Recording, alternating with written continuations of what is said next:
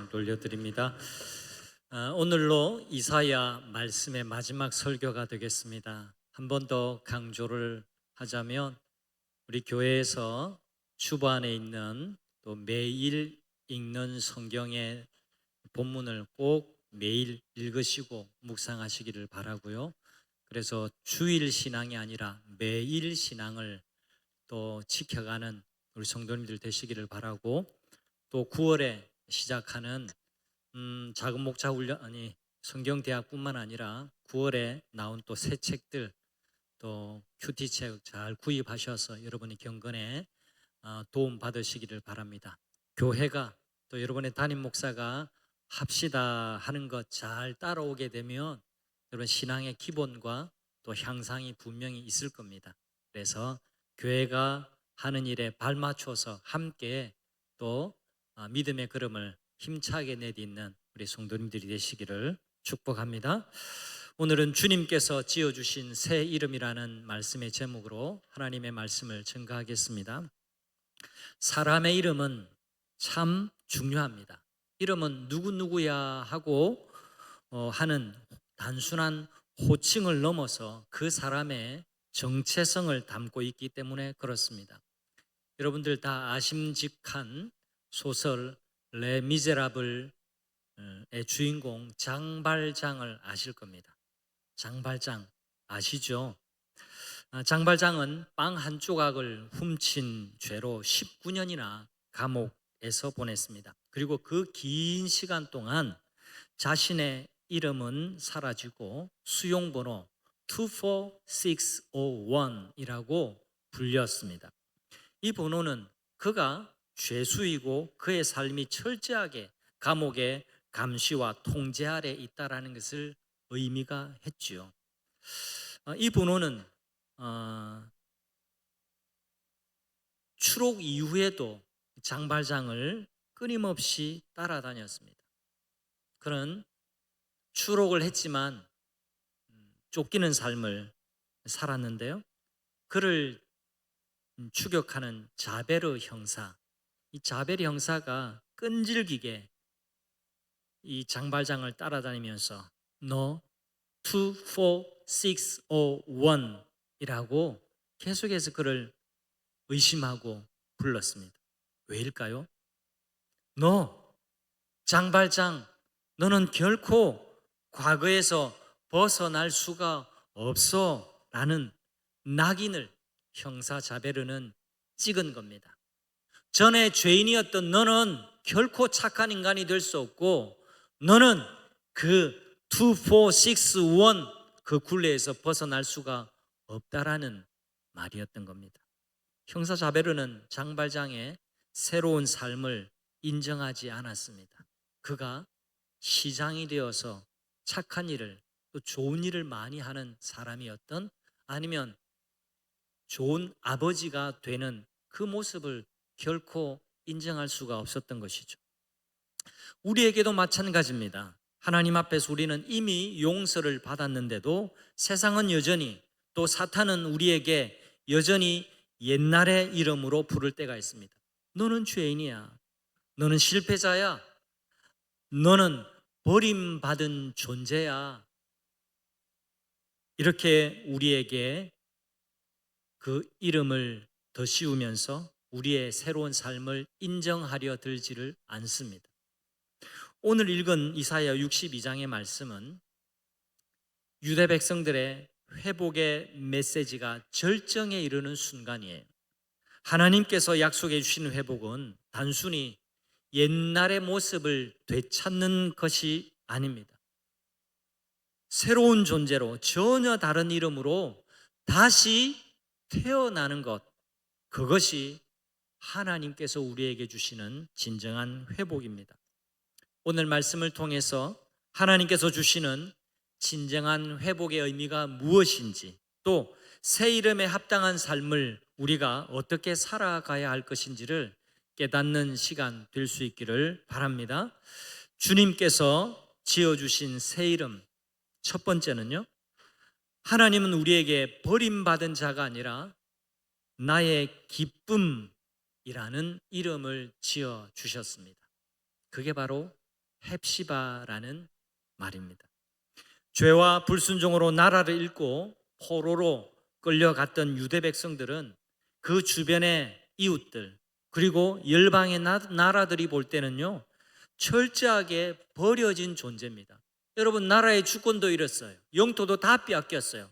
그렇게 자랑스럽게 생각하던 성전도 완전히 무너지고 흔적조차 없이 사라져버리고 말았습니다.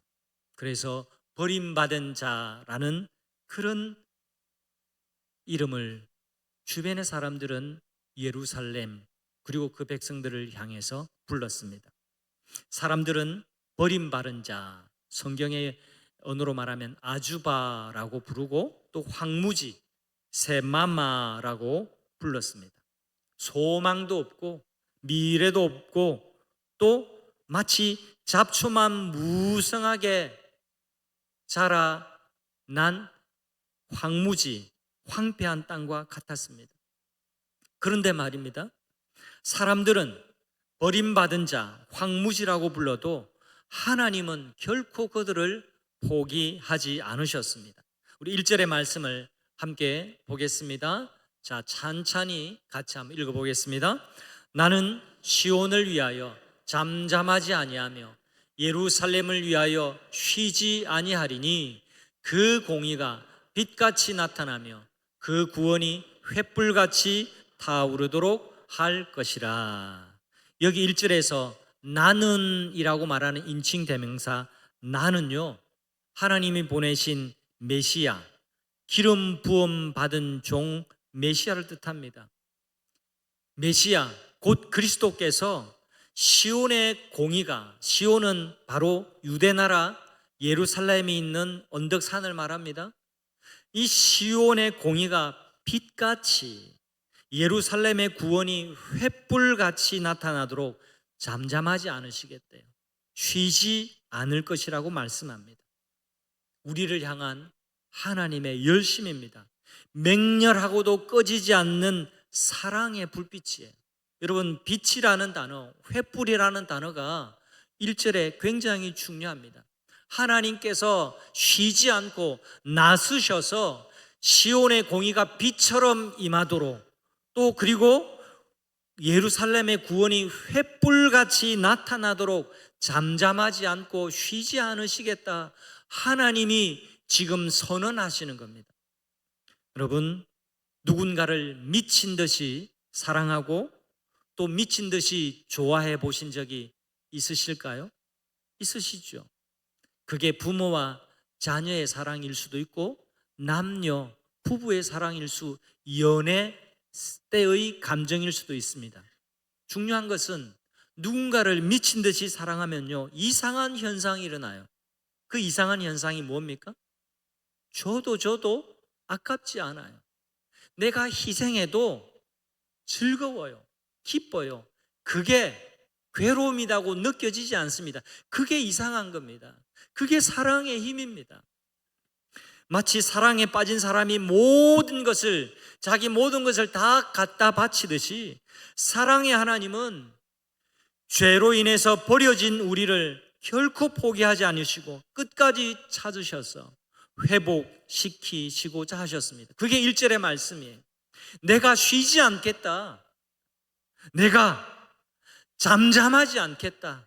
시온의 빛이 공의가 빛처럼 임하도록, 그리고 예루살렘의 구원이 횃불처럼 비치도록 내가 잠잠하지 않고 쉬지 않겠다. 하나님이 그토록 열심히 그 백성들을 사랑하시고 그 백성들에게 약속해 주시는 겁니다. 여러분, 이 놀라운 하나님의 사랑, 하나님의 열심이 가장 극적으로 드러난 사건이 바로 예수님의 십자가입니다. 로마서 5장 8절의 말씀을 기억하십니까? 우리 다 같이 한번 이 말씀 읽습니다. 우리가 아직 죄인 되었을 때에 그리스도께서 우리를 위하여 죽으심으로 하나님께서 우리에 대한 자기의 사랑을 확증하셨느니라. 아멘. 예수님은 스스로를 내어주시는 사랑, 희생하는 사랑, 아무것도 아깝게 생각하시지 않는 이상한 마음의 상태로 우리를 사랑해 주셨습니다. 그 이상한 것은 사랑이 없는 사람, 사랑을 느끼지 못하는 사람에게는 이상한 것처럼 보이지만 사랑을 깨닫는 자는 그 이상한 것이 받아들여지는 거예요. 이해가 가는 겁니다. 여러분, 이 십자가의 사랑이 바로 우리가 버림받은 자에서 하나님의 기쁨이 될 수 있는 이유가 됩니다. 여러분, 여러분의 모습을 하나님이 기뻐하신다라는 사실을 믿으시기를 바랍니다. 믿으셔야 합니다. 이건 제 이야기가 아니고 성경의 약속이기 때문에 그렇습니다. 여러분의 느낌 말고 하나님의 말씀을 듣고 믿으셔야 합니다. 여러분, 하나님이 말씀하신 것을 그 말씀 그대로 그런 줄 알고 믿는 것이 그게 믿음이라고 제가 강조했습니다.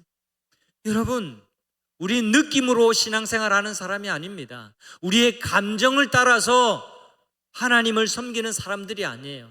하나님이 그렇다라고 하신 그 말씀을 믿고 그 약속을 따라서 하나님을 믿는 사람들이라는 사실을 잊으시면 안 됩니다. 여러분, 세상의 관점이 아니라 하나님의 시각으로 여러분 자신을 보셔야만 합니다. 세상의 시각으로 보면 나는 버림받은 자일 수 있습니다. 나는 황무지처럼 버림받은 땅, 황폐한 땅처럼 느껴질 수도 있습니다. 그런데 그건 세상의 관점이요, 세상의 시각이라는 겁니다. 하나님은 우리에게 새로운 이름을 주셔요. 버려진 땅이 아니라 나의 기쁨이 된다고. 황폐한 황무지가 아니라 내가 너를 기뻐한다고 그렇게 말씀해 주시는 겁니다. 여러분, 생각해 보세요. 아이가 넘어지면 부모가 어떻게 하는지 여러분 다 경험해 보고 또 우리가 체험적으로 압니다. 아기가 함께 길을 걸어가다가 넘어지면 왜 넘어졌냐고 아이를 구두려 패거나 넘어진 아이를 지근지근 밟고 그렇게 야단하는 그런 부모가 어디 있습니까? 넘어진 아이 이렇게 세우고 그리고 내가 너를 기뻐한다, 괜찮다, 그리고 그 아이를 위로해 주죠. 그리고 그만한 것으로 그것을 다행으로 여기고 기뻐하는 겁니다. 우리는 평생 하나님 앞에서 부족하고 연약한 존재일 수밖에 없습니다. 그러나 하나님은 우리의 모습이 비록 연약해도 부족해도 우리의 존재 자체를 기뻐해 주십니다. 기억하십시오. 우리는 더 이상 버림받은 자가 아닙니다. 이제 우리는 헵시바라고 불리는 겁니다. 나의 기쁨, 하나님의 기쁨이 된다라고 이미 하나님께서 우리에게 새 이름을 주셨다라는 사실을 기억하고 여러분의 이름이 헵시바인 것을 믿으시기를 바랍니다. 두 번째, 하나님은 황무지 같은 우리에게 결혼한 여자라는 새로운 이름을 주세요. 첫 번째 이름은 헵시바, 나의 기쁨이라는 이름이고 두 번째 이름은 뷸라라고 하는 이 결혼한 여자, 다시 말하면 나의 신부라는 이름을 주셨습니다. 이스라엘은 말 그대로 황무지 같았습니다. 그도 그럴 것이 바벨론의 침략을 받아서 그리고 수없이 많은 이방 나라들의 침략을 받고 마침내 바벨론에게는 완전히 나라의 주권을 빼앗겨 버리고 말았습니다. 말 그대로 주인 없는 땅과도 같았습니다. 그게 이스라엘, 특히나 예루살렘 땅의 형편이었습니다. 엊그제가 8월 15일 광복절 80주년이 되는 날이었습니다. 우리가 80주년 광복절을 기념했습니다. 광복이 오기 전에 이 땅 한반도의 모습을 여러분 그려보십시오. 식민지와 연관된 단어들을 떠올려 보십시오. 밝고 희망찬 미래를 담은 이미지가 전혀 아닙니다. 몇 가지 단어를 제가 한번 뽑아봤습니다. 가난, 자원수탈, 억압, 고통, 우울, 침체, 말살, 착취, 지배, 종속, 식민 통치, 이런 등등의 이미지가 떠오를 수밖에 없습니다. 그런데 이 땅에 8월 15일 광복이 찾아왔습니다. 왜 8월 15일을 다른 이름 말고 광복절이라고 부를까요? 이 날이 일제의 식민 통치 어둠으로부터 벗어나서 주권을 회복한 날이기 때문입니다. 그래서 광복절은 한자를 그대로 풀면 빛을 되찾은 날이라는 의미를 담고 있는 거예요. 우리가 그전에는 나라를 잃어버렸을 때는요, 이 땅이 버려진 땅처럼 황무지처럼 되었을 때는요, 아무도 귀하게 여기지 않았습니다. 우리 자신도 너무 처절하고 비참해서 괴롭고 불쌍한 처지였습니다. 그런데 빛을 되찾은 거예요. 어둠에서 빛을 되찾은 거예요. 유다 백성들은 바벨론의 식민지를 받은 상태고 포로 생활을 하던 때였습니다. 암울하고 괴로운 나날을 하루하루 보냈던 겁니다. 그래서 주변 나라 사람들이 이스라엘 민족을 향해서 너희들은 버림받은 자라고 그렇게 불렀습니다. 예루살렘 땅을 황무지라고 이름 붙였습니다. 그러나 하나님은 유다 백성들에게 광복의 메시지를 지금 주고 계시는 겁니다. 그 광복의 메시지의 절정이 바로 오늘의 말씀인 겁니다. 새로운 이름을 주셨습니다. 버림받은 자, 황무지라는 이름 대신에 결혼한 여자, 신부라고 불러주시는 겁니다. 그게 바로 뷸라예요, 뷸라. 여러분, 이제 질문 하나가 굉장히 중요합니다. 왜 많고 많은 이름 가운데 결혼한 여자, 신부라고, 하나님이 남편이고 유다 백성들이 예루살렘이 신부라는 비유로 그 이름을 붙여 주셨을까요? 오늘날도 그렇지만 고대 사회에서 결혼한 여인은요, 남편이라는 법적인 보호자 아래에 있습니다. 남편은 아내의 모든 삶을 책임졌습니다. 각종 외부의 위협으로부터 아내를 보호하며 생계를 책임지는 의무를 누가 가져요? 남편이 가지는 겁니다. 반대로 그러면 그 보호를 누가 받아요? 그 남편의 아내는 법적으로 그 권리를 가지는 거예요. 저 여자 저기 있네요. 저 여자 이형섭하고 결혼한 여자야. 그러면 이형섭이 살아있는 동안에는 저 여자 괴롭힐 수 없습니다. 제가 멀쩡히 이렇게 있는데 어떻게 저 여자 무시하고 깔보겠어요? 임자가 있는 여자구나, 신부구나 하고 건드리지 않습니다. 남편이의 신부라는 이름과 신분이 삶의 안정과 존엄을 그 신부에게 부여해 주는 겁니다. 하나님께서 우리에게 많고 많은 이름 가운데 뷸라라는 나의 신부라는 이름을 주신 것은요, 바로 이와 같은 영적인 의미를 담고 있습니다. 우리의 존재는 더 이상 황무지처럼 홀로 버려진 존재가 아니라는 겁니다. 우리는 이제 남편이 되시는 하나님과 언약, 결혼, 연합된 존재라는 겁니다. 이 언약은 예수 그리스도의 십자가 피로 인해서 맺어진 영원하고 깨뜨릴 수 없는 약속이에요. 우리의 신랑 되신 예수님은 자신의 목숨까지도 아낌없이 남김없이 내어주셨어요. 왜요? 우리와 결혼한 분이거든요. 그거 주어도 아깝지 않거든요. 에베소서 5장 25절 말씀 기억하십시오. 그리스도께서 교회를 사랑하시고 자신을 내어줌과 같았다. 우리는 그런 사랑을 받은 사람들입니다. 이 십자가 사랑이 바로 우리가 뷸라가 될 수 있던 이유예요. 이제 우리는 그 사랑 안에서 거하며 주님의 보호, 우리의 남편 대신 주님의 보호와 책임 아래 있는 안정감을 누리는 존재인 겁니다. 우리의 정체성은 우리의 종교적인 열심이나 노력 그리고 능력에 달려있는 게 아닙니다. 우리와 하나님 사이의 이 영원한 결혼 언약, 십자가의 은혜에 달려있는 겁니다. 사랑하는 성도 여러분, 지금 여러분의 삶이 왠지 황무지처럼 느껴지십니까? 아무도 지켜주지 않는 것 같습니까? 외로운 마음이 드십니까?